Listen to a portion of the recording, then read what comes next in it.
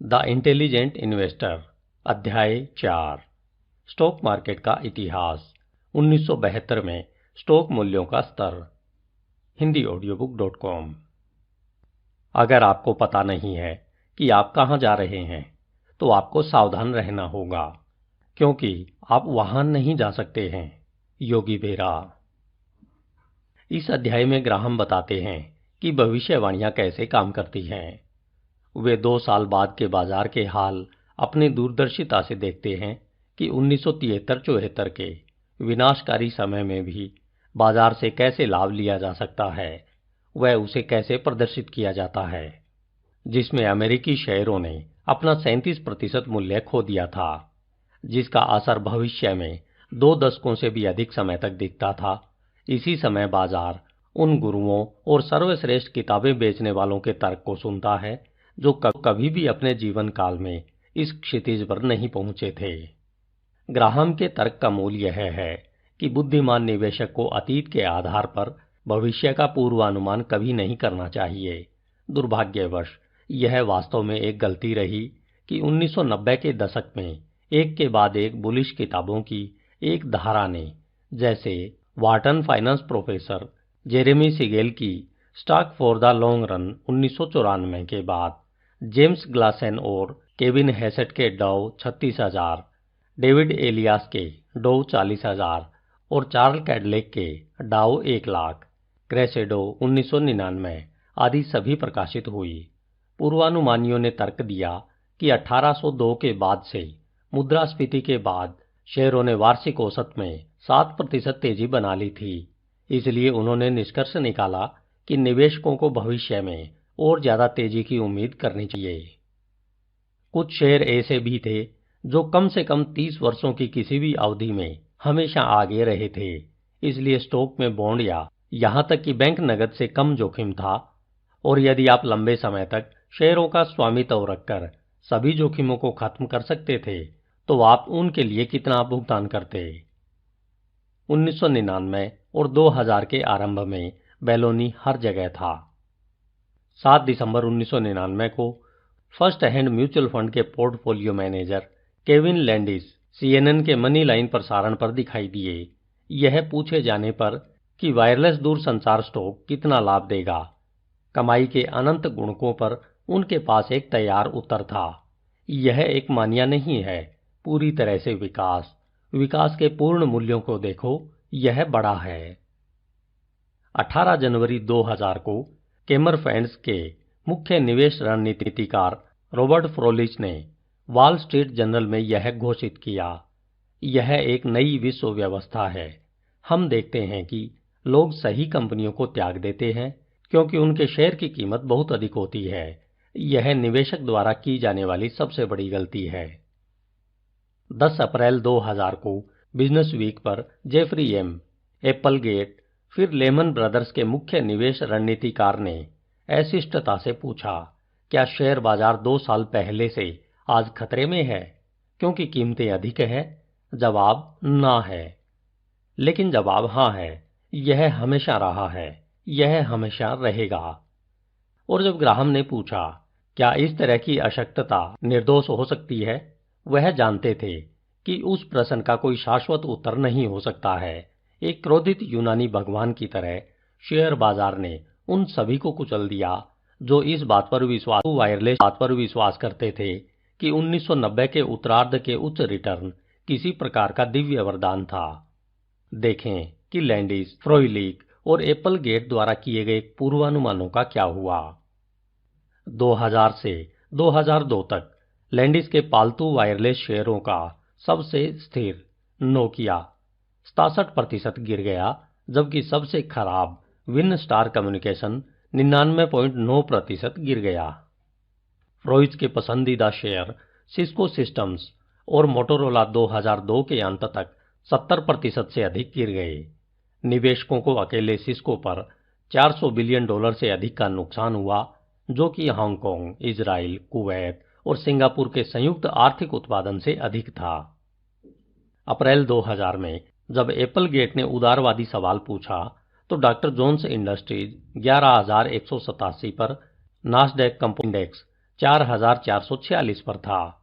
2002 के अंत तक डाउ 8300 के स्तर के आसपास घूम रहा था, जबकि नास्डाक लगभग सबसे निचले स्तर 1300 पर अपने सभी लाभों को खत्म करके औंधे मुंह गिर गया था। निष्कर्ष यह रहा कि जो जितनी स्पीड से ऊंचा गया वह उतनी ही स्पीड से नीचे गिरा। इस प्रकार के शेयर के लिए स्थायी प्रतिरक्षा के रूप में ग्राहम बुद्धिमान निवेशक से कुछ सरल संदिग्ध सवाल पूछने का आग्रह करते हैं। शेयरों का भविष्य रिटर्न हमेशा अपने पिछले रिटर्न के समान क्यों होना चाहिए? जब प्रत्येक निवेशक का मानना है कि लंबे समय तक पैसे कमाने के लिए स्टॉक की गारंटी है, तो क्या बाजार में भारी गिरावट नहीं होगी? जब एक बार ऐसा होता है तो भविष्य में कैसे संभवतः उच्च रिटर्न प्राप्त हो सकते हैं? ग्राहम के जवाब हमेशा से तर्क और सामान्य ज्ञान में निहित है। किसी भी निवेश का मूल्य हमेशा इसके लिए भुगतान की जाने वाली कीमत का एक कार्य होना चाहिए। 1990 के दशक के अंत तक मुद्रास्फीति दूर हो गई थी, कॉर्पोरेट लाभ तेजी से बढ़ रहे थे और अधिकांश दुनिया शांति में थी। लेकिन इसका मतलब यह नहीं था, न ही इसका मतलब यह हो सकता था कि शेयर किसी भी कीमत पर खरीदने लायक थे। चूंकि कंपनियां कमाई कर रही थी जो सीमित है, निवेशकों को स्टॉक के लिए भुगतान करने के इच्छुक होने की कीमत भी सीमित होनी चाहिए। इस बारे में सोचें, माइकल जॉर्डन अपने पूरे समय का सबसे बड़ा बास्केटबॉल खिलाड़ी हो सकता है और उसने प्रशंसकों को शिकागो स्टेडियम में एक विशाल इलेक्ट्रोमैग्नेट की तरह खींच लिया। शिकागो बुल्स को लकड़ी के तल के चारों ओर एक बड़ी चमड़े की गेंद उछालने के लिए जॉर्डन को सालाना $34 मिलियन का भुगतान करने का सौदा मिला। लेकिन इसका मतलब नहीं है कि बुल को प्रति सत्र 340 मिलियन या 3.4 बिलियन या 34 बिलियन का भुगतान करना उचित होगा। ऑप्टिमिज्म की सीमाएं। बाजार की हालिया रिपोर्ट पर ध्यान केंद्रित करते हुए ग्राहम चेतावनी देते हैं कि यह काफी अजीब और खतरनाक निष्कर्ष है कि भविष्य में आम शेयरों के लिए समान रूप से आश्चर्यजनक परिणाम की उम्मीद की जा सकती है। 1995 से 1999 तक बाजार में 20% वृद्धि हुई, जो अमेरिकी इतिहास के स्टॉक खरीदारों में अभूतपूर्व आशावादिता बन गई। 1998 के मध्य में पेन वेबर ब्रोकरेज फर्म के गैलुप संगठन द्वारा सर्वेक्षण किए गए निवेशकों ने उम्मीद की थी कि आने वाले वर्ष में उनके पोर्टफोलियो औसतन 13% की कमाई करेंगे। 2000 की शुरुआत तक उनकी औसत अपेक्षित वापसी 18% से अधिक तो स्टॉक हो गई थी। परिष्कृत पेशेवर भविष्य के रिटर्न की अपनी धारणाओं के रूप में बस उत्साही थे। उदाहरण के लिए 2001 में एसबीसी कम्युनिकेशन ने अपनी पेंशन योजना पर 8.5% से 9.5% तक अनुमानित वापसी की। 2002 तक मानक 500 स्टॉक इंडेक्स में कंपनियों की पेंशन योजनाओं पर वापसी की औसत अनुमानित दर 9.2% की गई थी। एक बिना सोचे समझे त्वरित उत्साह के बाद का भयानक सच 2001 और 2002 में पाया गया कि शेयरों पर एक साल के रिटर्न की औसत उम्मीद 7% तक गिर गई है। हालांकि निवेशक अब 2000 की कीमतों में लगभग 50% कम कीमत पर स्टॉक खरीद सकते थे। वॉल स्ट्रीट के अनुमानों के मुताबिक उन पेंशन योजनाओं पर रिटर्न के बारे में उन धारणाओं को M&P 5 और 2004 के बीच $32 अरब का न्यूनतम खर्च होगा। हालांकि निवेशकों को पता है कि वे कम पर खरीदना और उच्च पर बेचना चाहते हैं, प्रैक्टिस में वे अक्सर इसे पीछे की ओर ले जाते हैं। इस अध्याय में ग्राहम की चेतावनी सरल है। विपरीत के सिद्धांत के अनुसार अधिक उत्साही निवेशक जो लंबे समय तक शेयर बाजार में बने रहते हैं, उनके बारे में निश्चित है कि वे कम समय में गलत साबित हो सकते हैं। 24 मार्च 2000 को अमेरिकी शेयर बाजार का कुल मूल्य $14.75 ट्रिलियन तक पहुंच गया। 9 अक्टूबर 2002 तक केवल 30 महीने बाद कुल अमेरिकी शेयर बाजार $7.34 ट्रिलियन यानी 50.2% कम हो गया था, जो कि $7.41 ट्रिलियन का नुकसान था। इसी बीच कई बाजार पंडित सालाना यहां तक कि आने वाले दशकों तक फ्लैट या यहां तक कि नकारात्मक बाजार रिटर्न की पेशकश या यहां तक कि नकारात्मक बाजार रिटर्न की भविष्यवाणी करते हैं। इस बिंदु पर ग्राहम एक साधारण सवाल पूछते हैं, इस बात पर विचार करते हुए कि विशेषज्ञ आखिरकार गलत साबित हो चुके थे, तब क्यों बुद्धिमान निवेशक फिर भी इन पर विश्वास करते थे। आगे क्या होगा? शोर को ट्यून करें और भविष्य के रिटर्न के बारे में सोचें। इससे पहले ग्राहम के तरीके पर गौर करें। उनके अनुसार शेयर बाजार का प्रदर्शन 3 कारकों पर निर्भर करता है। पहला, वास्तविक विकास, कंपनियों की कमाई और लाभांश की बढ़ोतरी। दूसरा, मुद्रास्फीति वृद्धि, अर्थव्यवस्था में कीमतों की सामान्य बढ़ोतरी। तीसरा, सट्टा वृद्धि या गिरावट, निवेश के लिए जनता की भूख में कोई कमी या वृद्धि। लंबे समय तक प्रति शेयर कॉर्पोरेट कमाई में वार्षिक वृद्धि औसत 1.5% से 2% औसत है।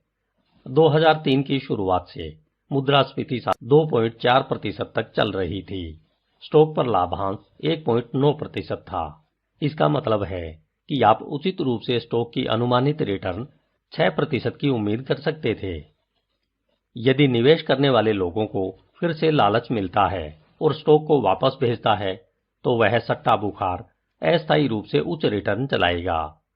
यदि इसके बजाय निवेशक 1930 और 1970 के दशक के अनुसार डर से भरे हुए हैं, क्योंकि स्टॉक पर रिटर्न अस्थायी रूप से कम हो जाएगा। येल विश्वविद्यालय के कॉमर्स प्रोफेसर रॉबर्ट शिलर का मानना है कि ग्राहम ने उनके मूल्यांकन दृष्टिकोण को प्रेरित किया। शिलर पिछले 10 वर्षों में औसत कॉर्पोरेट मुनाफे के मुकाबले मानक 500 शेयर सूचकांक की वर्तमान कीमत की तुलना करते हैं। ऐतिहासिक रिकॉर्ड स्कैन करके शिलर ने दिखाया है कि जब उनका अनुपात 20 से ऊपर चला जाता है तो बाजार देता है। जब यह 10 से नीचे गिरता है तो स्टॉक आमतौर पर लाभ उत्पन्न करते हैं।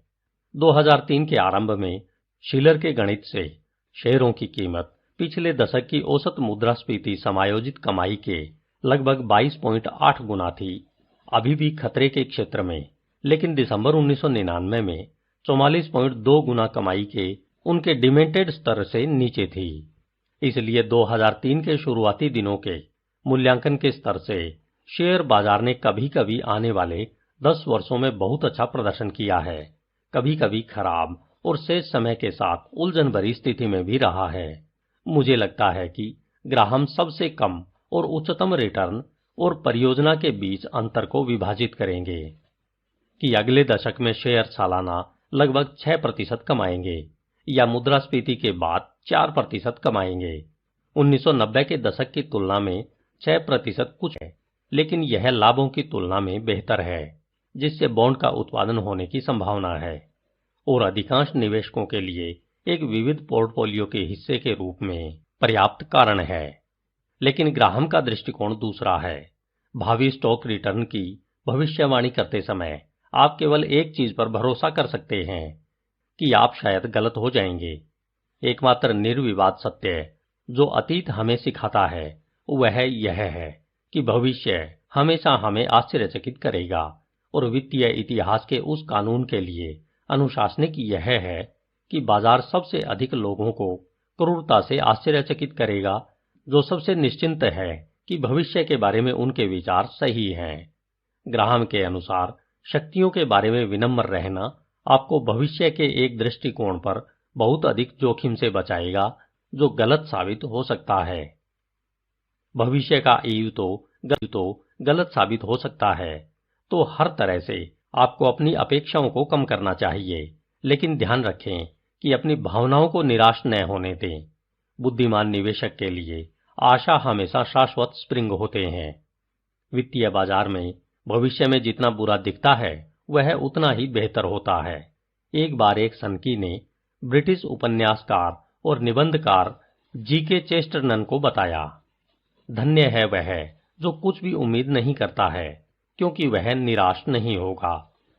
चेस्टरटन का पुनर्विचार, धन्य वह है जो कुछ भी उम्मीद नहीं करता, क्योंकि वह सब कुछ का आनंद लेगा। धन्यवाद। HindiAudiobook.com।